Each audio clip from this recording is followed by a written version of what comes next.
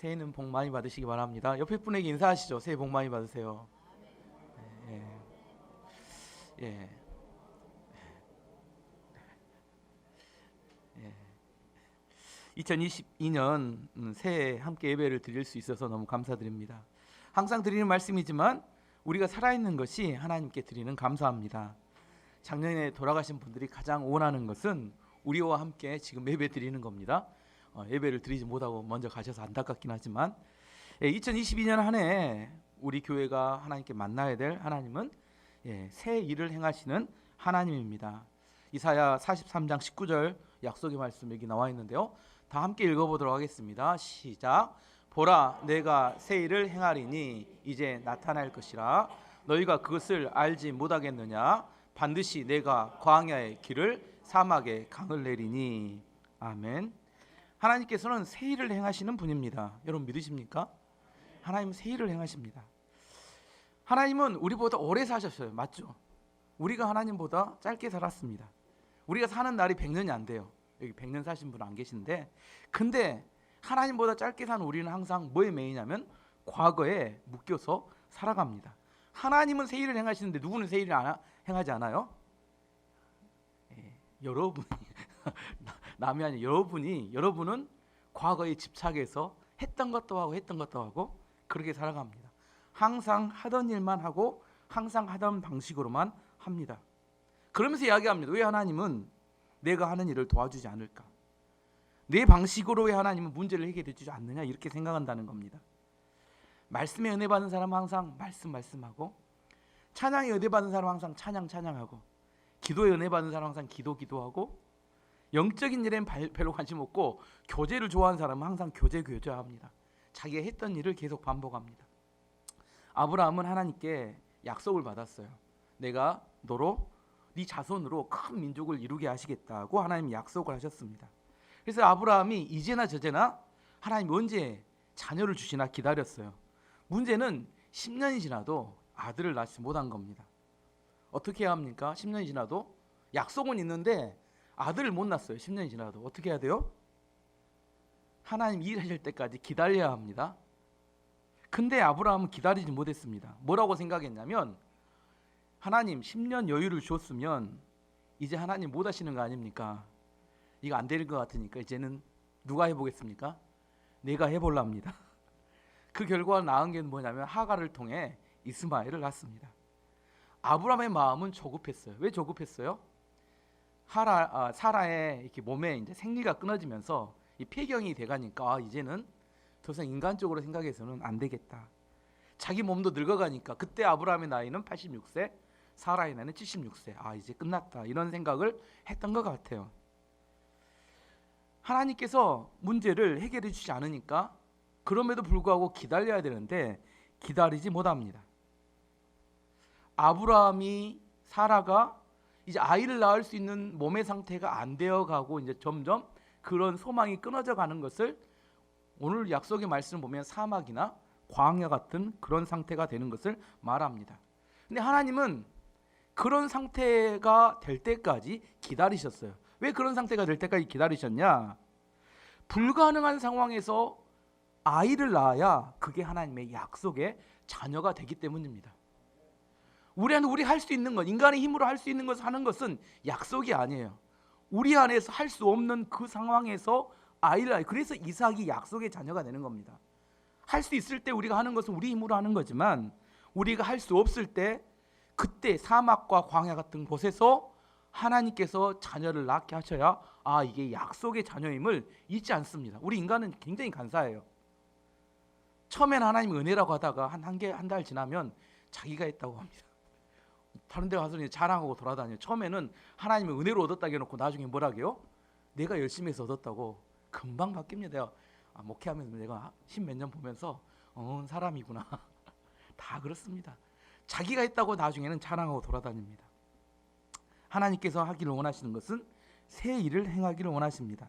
근데 그 새 일은 사람의 노력으로 가능한 일이 아니라 사람의 일은 불가능하지만 하나님만 가능한 그런 일 말합니다. 그래서 사막에 길이 열리고 광야에 샘이 터지는 그런 일을 말합니다. 과거에 우리가 경험했던 우리 인간의 본성의 방법으로는 할 수 없는 일, 생각하지 못하는 그런 것을 하나님의 방식으로 이루어지는 것을 말합니다. 그래서 그 하나님의 역사에는 반드시 믿음이 필요합니다. 믿음이 없이는 결코 하나님이 일하시는 것을 체험하지도 경험하지도 못합니다. 그래서 하나님의 일을 경험하게 될 때는 우리가 하는 일에 하나님 도와주세요 이렇게는 되지 않습니다. 대부분의 사람들이 뭐예요? 내가 이 일을 하고 있으니까 하나님 이 일에 도와주세요. 근데 하나님 그 일을 돕지 않으세요. 전혀 새로운 방법으로 하나님께서 역사하시고 일하십니다. 그것을 새 일이라고 합니다. 그런데 여기 중요한 문제는 뭐냐면 하나님께서 새 일을 행하실 때 우리가 느끼는 느낌은 뭐냐면 하나님의 부재를 느낍니다. 하나님 안 계시는 것 같은데, 이런 느낌을, 하나님 뭔 일을 하시는데 새 일을 행하시는데 우리가 느낀 느낌은 뭐냐면 하나님이 없는 것 같은 느낌을 받아요. 왜냐하면 내가 원하는 방식으로 해야 하나님이 있다고 우리는 생각하는데 내가 원하지 않는 방식으로 하기 때문에 하나님 없는 거 아닌가. 하지만 그때도 하나님은 왕성하게 일하고 계십니다. 다만 내가 원하는 방식으로 하지 않을 뿐이에요. 그때 우리가 느끼는 느낌은 하나님은 없다든지 하나님 틀렸다든지 그렇게 생각합니다. 과연 하나님이 틀리실 수 있을까요? 전혀 그럴 가능성이 없습니다. 하나님이 자기 자녀들을 사랑하지 않을까요? 그렇지도 않습니다. 다만 우리가 원하는 방식으로, 우리가 원하는 방식이 뭐냐면 우리 자존심을 세우는 방식입니다. 하나님 이것이 이루어져야 다른 사람에게 내가 떳떳하고 자존심 설 거 아닙니까? 이거 말하는 거 우리 방식입니다. 하지만 하나님이 그렇게 일하지 않으시고 새 일을 행하기를 원하십니다. 다니엘은 원래 왕족 출신이었습니다. 머리가 엄청 좋았어요. 우리하고 좀 다릅니다. 엄청 머리가 좋을 뿐만 아니라 엄청 잘생기고 키가 컸어요. 부족한 게 하나도 없었습니다. 우리하고 전혀 질이 달라요. 그 이야기가 다니엘서 1장 3절 4절에 말합니다. 왕이 환관전 아스부나스에게 말하여 이스라엘 자손 중에서 왕족과 귀족 중 몇 사람 곧 흠이 없고 용모가 아름다우며 모든 지혜를 통찰하며 지식에 통달하며 학문에 익숙하여 왕궁에 설만한 소년을 데려오게 하였고 그들에게 갈대아 사람의 학문과 언어를 가르치게 하였고, 여기에 기준에 딱 맞는 사람이 누구였어요? 뒤지고 찾았는데 그게 누구였냐면 다니엘이었습니다. 우리하고 전혀 달라요. 출신은 왕족이고 머리는 너무너무 샤프하고 뛰어나고 외모는 키도 크고 잘생긴, 모든 걸 다 갖춘, 우리가 요즘 말하면 킹카 중에 킹카. 근데 이렇게 완벽한 다니엘에게 있어서 딱 한 가지 약점이 있었어요. 이 결정적인 약점입니다. 그게 뭘까요? 나라가 망했습니다. 왕족인데 나라가 망하면 어떻게 돼요? 노예로 끌려가요. 이게 문제예요. 다 갖췄어요. 완벽합니다. 근데 문제는 뭐냐면 나라가 망해가지고 노예로 끌려가는 겁니다. 나라가 망해서, 남유다가 망해서 예루살렘에서 바벨론까지 1440km인데 이 긴 거리를 걸어서 포로로 묶여서 끌려갑니다. 수개월 동안 걸어서 끌려갑니다. 그때 다니엘의 마음은 어땠을까요? 이 결정적인 약점입니다. 우리 인생이 비슷합니다. 일반적인 대부분의 것은 다 주어졌어요. 근데 결정적인 한 가지, 그것만 있으면 참 좋을 텐데 그것이 없어요. 그것이 없어. 그때 뭘 느끼냐면 하나님의 부재를 느낍니다. 하나님 없는 거 아닌가. 그럼에도 불구하고 다니엘에게 있어서의 축복은 뭐였냐면 바벨론에 갔는데 왕궁에서 고강 대작으로 키울 만한 인재를 뽑는데 그걸 뽑혔다는 거예요. 이제 다른 노예들과 같이 생활하지 않고 바벨론에 성공할 수 있는 길이 열렸습니다. 거기서 잘하면 뭐가 돼요? 이제 바벨론에서 고위 공직에 오를 수 있는 기회가 주어졌습니다. 근데 문제는 그 학교를 들어갔더니 거기서 먹어야 되는 게 뭐냐면 우상에 바쳐진 고기와 포도주를 먹으라는 겁니다.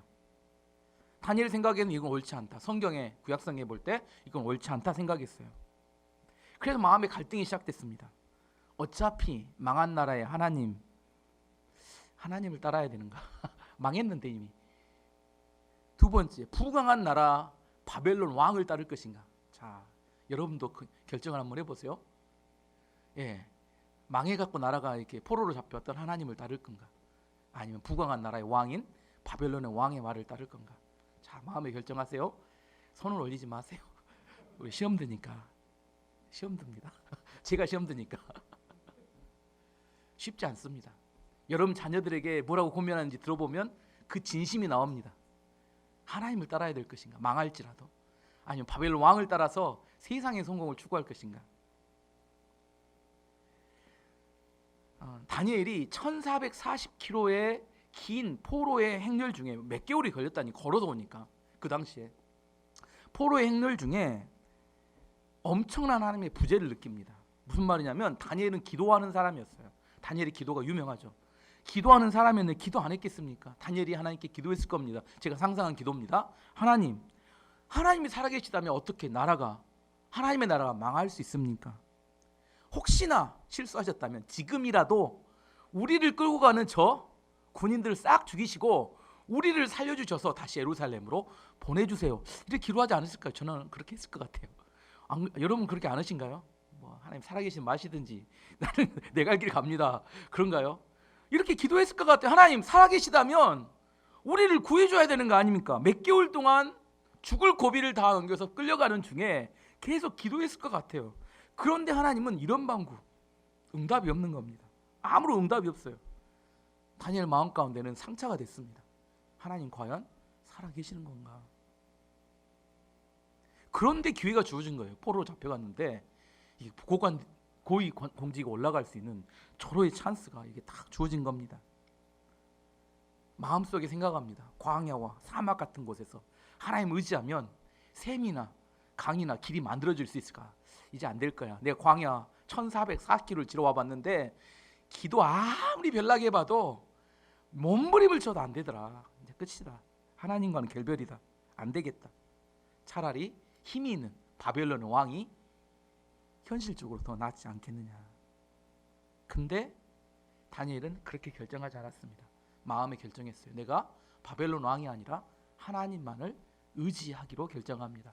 그리고 자기들 가르치는 황관장, 왕의 황관장을 찾아가서 10일만 우리에게 말미를 주십시오. 10일 동안 우리는, 다니엘과 세 친구들은 채식을 먹고 다른 애들은 고기를 먹지만 그 후에 우리 얼굴 상태가 안 좋으면 고기를 먹어야겠지만 좋으면 어때요? 우리가 계속 채소를 먹을 수 있도록 해주십시오. 그렇게 이야기했어요. 근데 그 말도 안 되는 제안이 받아들여졌습니다. 그래서 채소를 먹도록 하고 10일이 지났는데 기적이 나타났어요. 고기가 좋아요? 채소가 좋아요? 소고기가 좋지 않나요? 근데 그들의 얼굴이 반짝반짝 윤이 났습니다. 다니엘서 1장 15, 16절이 이렇게 말합니다. 다니엘서 1장 15, 16절 없어요? 예. 열흘 후에 그들의 얼굴이 더욱 아름답고 살이 더욱 윤택하여 왕의 음식을 먹는 다른 소년들보다 더 좋아 보인지라. 그래 감독하는 자가 그들에게 지정된 음식과 마실 포도주를 제하고 채식을 주니라. 사막에서 길이 생겨버렸어요. 광야에서 강이 생겨버렸습니다. 근데 여기서 이제 의문이 생기는 거예요. 하나님, 그 포로로 잡혀올 때 뭔가 좀 역사를 하셨어야 우리가 여기까지 오지 않고 되는데 왜 이 포로로 와서 이제서야 기적을 나타내시고 뭔가 이렇게 이 길을 여시는 것처럼 보입니까? 야 하나님, 그때 오기 전에 역사하시면 얼마나 좋아요. 그게 바로 우리의 방식입니다. 지금 제가 이야기하는 것은 하나님께서 하나님의 방식이 있는데 우리는 우리의 방식대로 하나님이 역사하지 않으면 하나님이 없다, 하나님 틀렸다고 생각한다는 겁니다. 왜냐하면 당시 바벨론으로 포로로 잡혀간 유대인들은 100만 명 정도 됐습니다.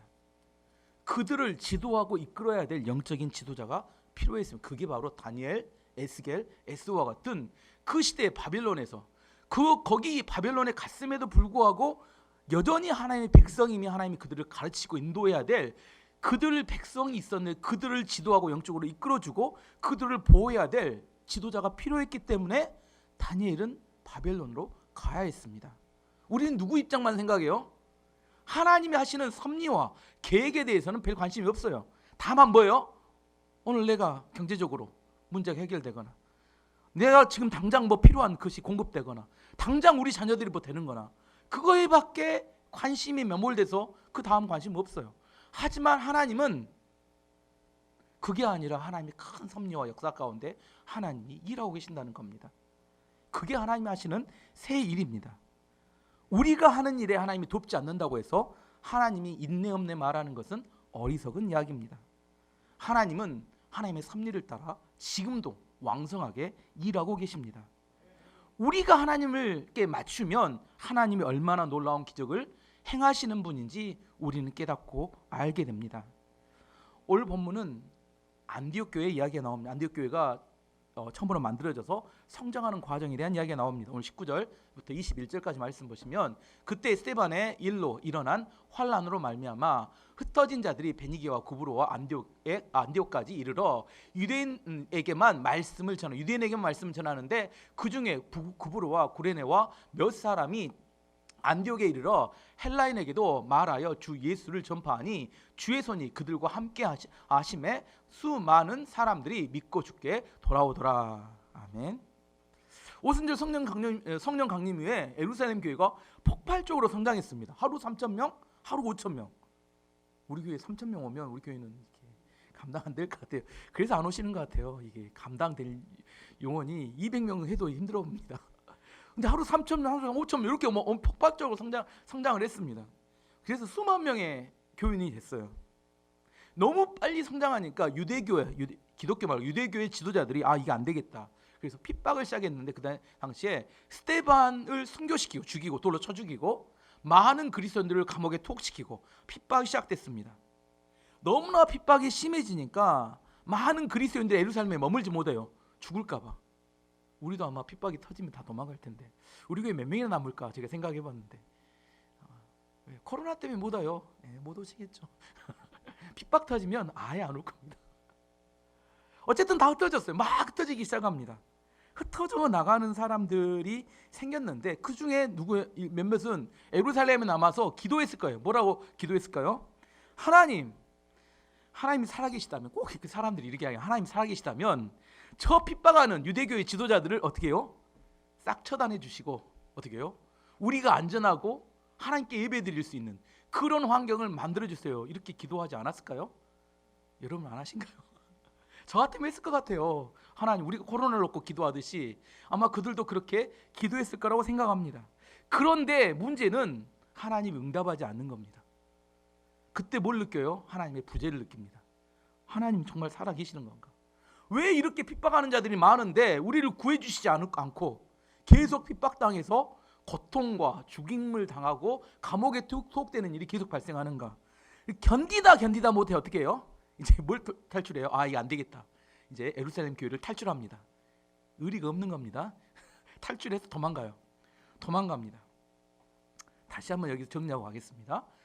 어쩔 때 우리가 하나님의 부재를 느껴요? 왜 우리가 하나님의 부재를 느낍니까? 내가 일하는 방식과 하나님이 일하는 방식이 다를 때 우리는 하나님의 부재를 느끼는 겁니다. 내가 원하는 대로 하나님이 해주시지 않는다고 해서 하나님이 없다고 느끼는 것은 하나님의 부재를 느끼는 거지 실제 하나님이 없는 게 아닙니다. 예루살렘 교회를 떠나갔던 성도들이 갈 때마다 가는 지역마다 뭘 하냐면 또 그냥은 안 가요. 꼭 그 지역에 도착해서 복음을 전해요. 또 이게 몸에 배인 거라. 복음을 전하면 또 사람들이 믿어요. 가다 보니까 어디까지 갔냐면 안디옥까지 갔다 이렇게 이야기합니다. 안디옥은 터키 지역인데 오늘 지도를 준비했으면 지도 한번 봐보고 하겠습니다. 보이신가요? 예루살렘 안디옥 쪽이 보이신가요? 안디옥 옆에 다소를까지 봐야 됩니다. 다소 좀 이따 다소가 나오니까 안디옥까지 예루살렘에서 피신해 도망간 게 막 탈출해서 가다가 어디까지 가냐면 안디옥까지 올라가서 터키까지 가서 그곳에서 오늘 복음을 전한 이야기 됐습니다. 복음을 전한 이야기가 오늘 안디옥 교회 이야기입니다.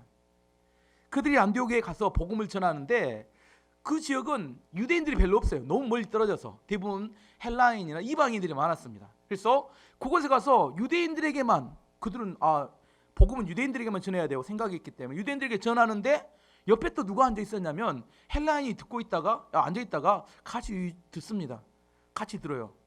같이 듣다가 그 사람이 이야기합니다. 혹시 나도 예수님 영접하고 믿으면 안 되겠냐? 근데 얼떨결에 뭐라고 하냐면 그럽시다. 원래 그러면 안 됩니다. 율법 자기 생각 안 되는데 원래 자기들의 방식으로는 이방인들 믿으면 안 되는데 그럽시다 하고 예수님 영접시켜서 다음 주부터 교회를 나오겠대요. 이렇게 교회를 나오겠대요. 그래서 나오라고 했습니다. 나왔는데 그 다음 주에 누굴 데리고 오냐면 또 혼자 오지 않고 또 사람들 데리고 와요. 이 사람도 믿겠다고 이 사람도 믿겠다고 계속 사람들 매주 데리고 옵니다. 사실 우리가 전도 안 해보면 모르게 전도해보면 한 명 전도하기 쉽던가요? 전도하기 무지 어렵습니다. 올 2021년에 전도 한 명도 못한 사람 많습니다. 전도가 쉽지 않아요. 근데 전도가 쉽게 열렸다는 것은 무슨 의미입니까? 하나님께서 돕고 있다는 걸 이야기합니다. 21절 말씀 보면 주의 손이 그들과 함께 하심에 수많은 사람들이 믿고 주께 돌아오더라.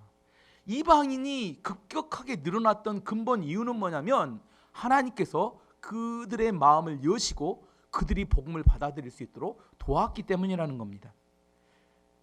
여기서 지금 확실하게 하나님의 뜻은 뭐냐면 이방인들이 하나님께 돌아온 걸 하나님은 원하신다는 거예요.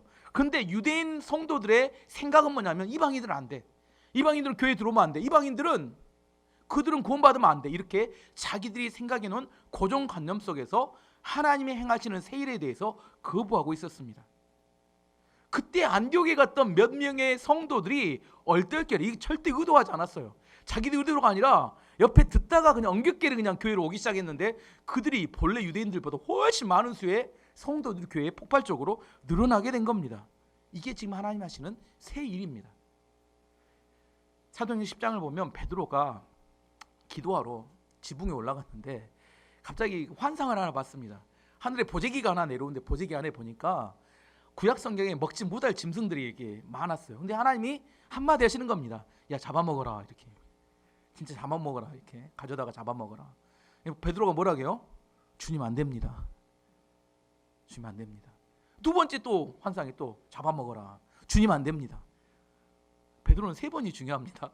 베드로는 주로 3번이에요. 부인도 3번, 예수님이 물어본 것도 3번, 이번에도 3번. 하나님 또 3번째 또 보여주고 나서 뭐예요? 잡아먹어라. 주님 안 됩니다. 올라갔어요. 그러고 났는데 딱 때마침 누가 오냐면 고넬료 가정의 하인들이 찾아와서, 고넬료는 이방인 로마의 백부장입니다. 집에 초청을 하는 거예요. 원래 가면 안 됩니다. 이방인들에게 복음을 전하는 것은 금기되어 있었기 때문에 안 됐는데 그 환상을 보고 베드로가 따라갑니다. 하나님의 말씀에 순종해서. 그리고 와서 그들에게 그 가정의 하인들까지 다 모여서 복음을 전했는데 거기에 성령이 임하시는 거예요. 놀라운 역사가 나타납니다. 그때 베드로가 깨닫습니다. 아, 하나님이 지금 뭔가 새로운 일을 하시고 있구나. 이방인들에게 복음이 흘러가기를 원하시는구나. 하지만 베드로는 그 다음에는 또 이방인들에게 복음을 전하지 않습니다. 왜냐하면 사람 생각의 고정관념이 함부로 바뀌지 않아요. 베드로 한 번 전하고 그 다음에 안 가요. 근데 안디옥에는 어떻게 돼요? 안디옥에서는 한 번 복음을 전했는데 계속 전합니다. 베드로도 한 번밖에 안 한 일을 계속해서 복음을 전하게 됩니다. 이게 뭐냐면, 왜 이런 일이 일어나냐면 현장에서 나타나는 창조성입니다. 현장에 들어가면 우리가 지금 교회 안에서 책상 안에서 있을 때하고 느낌이 전혀 다릅니다. 창조적인 생각은 똑똑한 머리에서 나오는 게 아닙니다. 현장에 들어가서 뜨거운 사랑이 있는 사람에게서 그 창조성이 나타납니다. 진리는 학교에서 못 배웁니다. 학교는 뭘 가르쳐요? 지나간 30년 전의 역사를 가르쳐요. 30년 전에 무슨 일이 모아놨던, 연구했던 이야기들. 논문도 최소한 2, 3년이 지나야 나옵니다. 학교에서 배우는 것들은 현재 학교에서 배운 것 적용하면 다 틀립니다. 그건 언제 맞았어요? 10년, 20년, 30년 전에 맞았던 이야기들을 정리한 것이 우리가 배우는 교과서에 나오는 이야기인데 실제 지금 현장에 적용하면 보면 대부분 잘 안 맞습니다. 공부하고 공부 많이 하고 똑똑한 사람들이 현장 들어가면 바보 되는 경우가 많습니다. 뜨거운 사랑을 가지고 현장에 들어가야 창조적인 열매를 맺게 됩니다. 1984년에 나왔던 영화 중에 아마데우스라는 영화가 하나 있습니다. 혹시 보셨어요?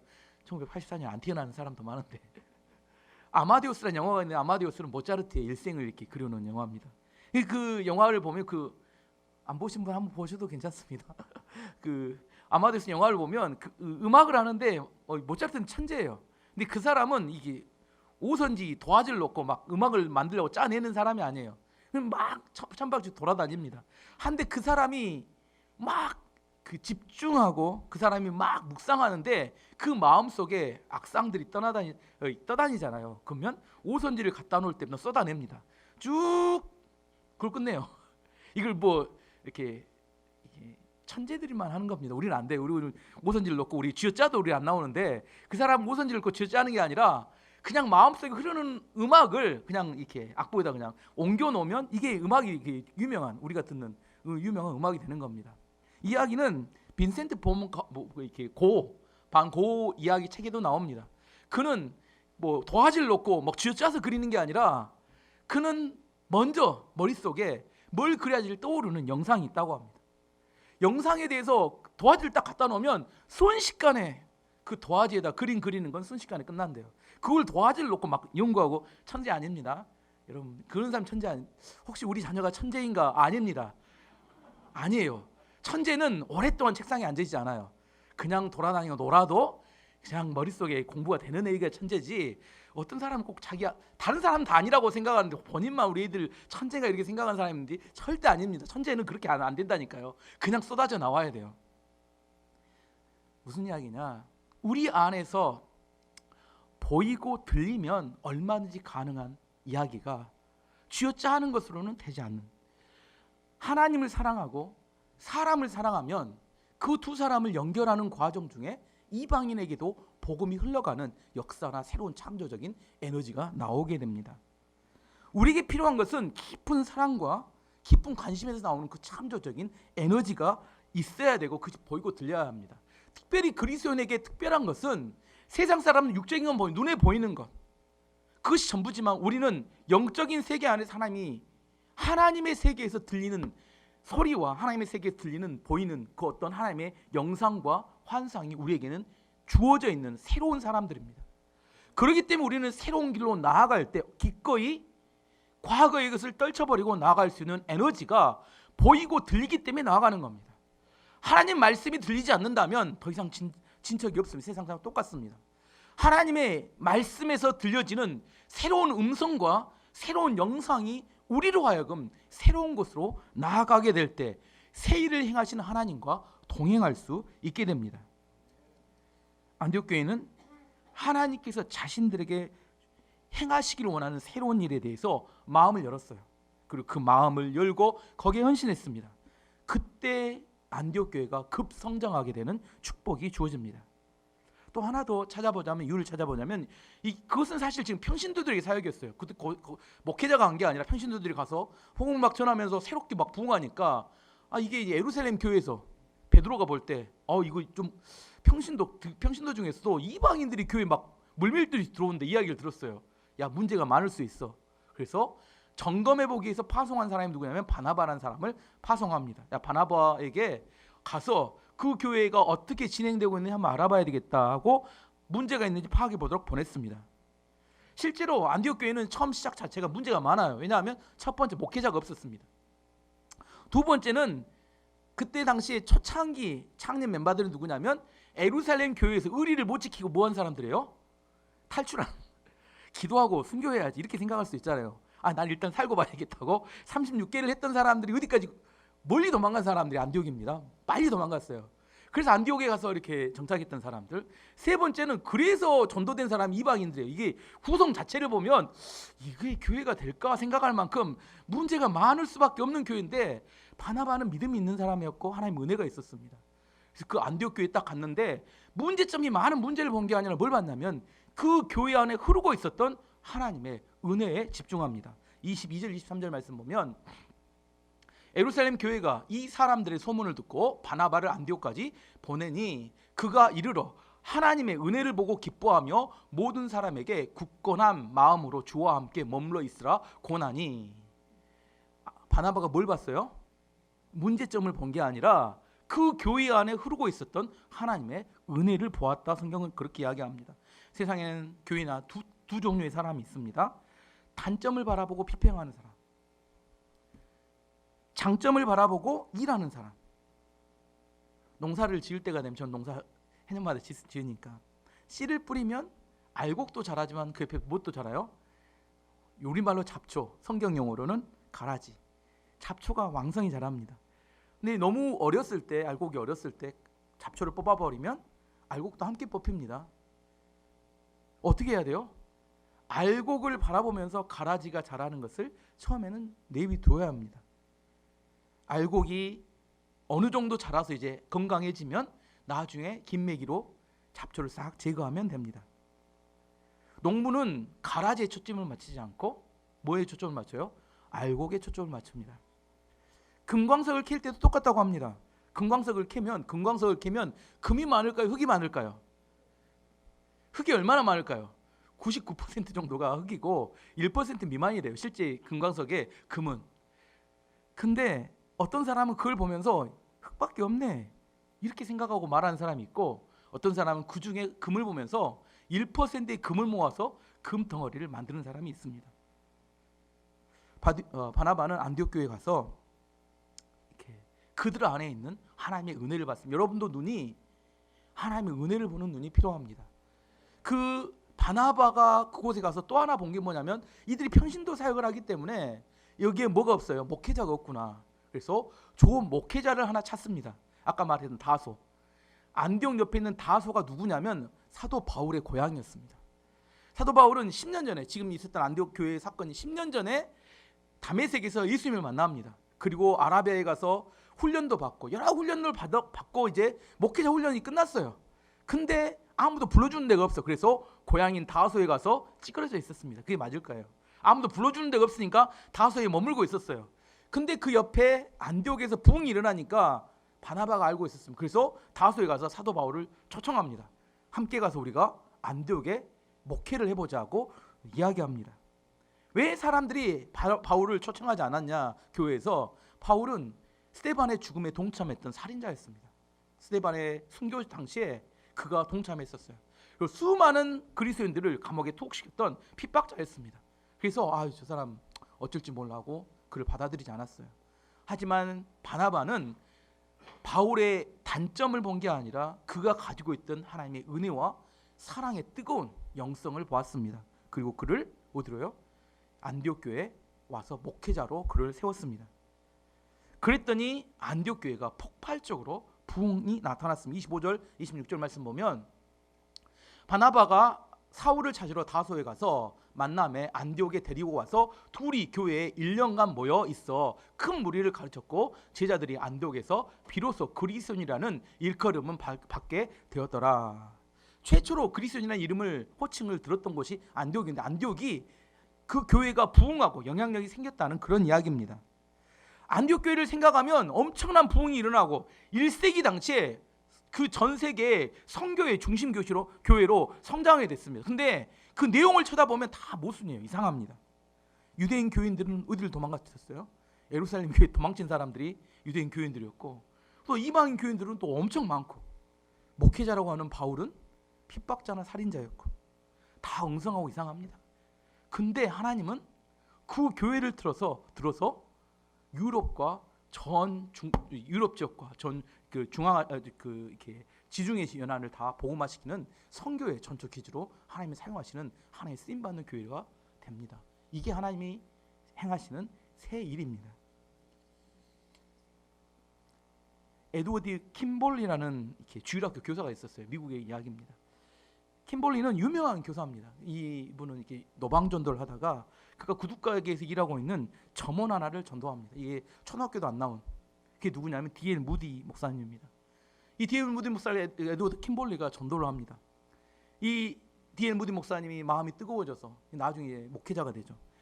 미국 전역을 부흥시켰던 엄청난 부흥사가 돼서 미국 전역에 부흥을 일으켰습니다. 이분의 D.L. 무디 목사님의 설교를 듣고 은혜를 받았던 사람이 프레드릭 메이어라는 목사님이 계시는데, 이분도 뜨거워져서 전국을 돌아다니며 순회 사역을 했어요. 이분의 비서가 있었는데, 비서가 누구냐면 윌버 체프만이라는 비서가 있었습니다. 이 사람도 또 비서로 목사님 따라다니다가 마음이 뜨거워졌으니까 나도 순회 사역을 하고 싶다 해서 전국에 순회 사역을 했습니다. 그 사람의 비서가 누구였냐면 빌리 썬데이라는 미국의 또 전설적인 부흥사가 그 비서 출신에서 나왔어요. 이 빌리 썬데이가 모두카이 햄이라는 곳에서 집회를 하고 있을 때 한쪽에 앉아있던, 조용하게 앉아있던 아이가 하나 있었는데, 그게 누구냐면 빌리 그레임이었습니다. 한 명의 그 주일학교 교사가 전도를 시작했는데, 그게 미국 전 한 시대를 바꿀 수 있는 목회자들을 길러내는 시발점이 되었습니다. 지금 제가 이야기하고 있는 무질서를 이야기하는 건 아닙니다. 하나님이 새 일을 행하기를 원하실 때 그것에 방해가 되는 것은 우리의 본성과 과거의 습관이 하나님이 하시는 일을 거절하고 거부할 때가 많습니다. 그래서 하나님이 우리를 어디로 이끌어 가시느냐? 어디로 이끌어 가실까요? 광야나 사막으로 이끌어 가십니다. 왜냐하면 우리의 본성과 우리의 과거의 습관이 내려지지 않고는 하나님이 하시는 일을 우리가 수용하거나 받아들이기 어렵기 때문입니다. 성경실 때 말씀드렸지만 과거의 것들을 단절하고 끊어낼 수 있어야 하나님이 주시는 새 일의 기적과 놀라운 역사를 우리가 받아들일 수 있게 됩니다. 우리의 열심으로 되지 않는 걸 아셔야 합니다. 이삭이 아무리 열심히 아브라함이 이삭을 낳으려 해도 낳을 수 없었습니다. 문제와 부작용만 생깁니다. 어떻게 해야 돼요?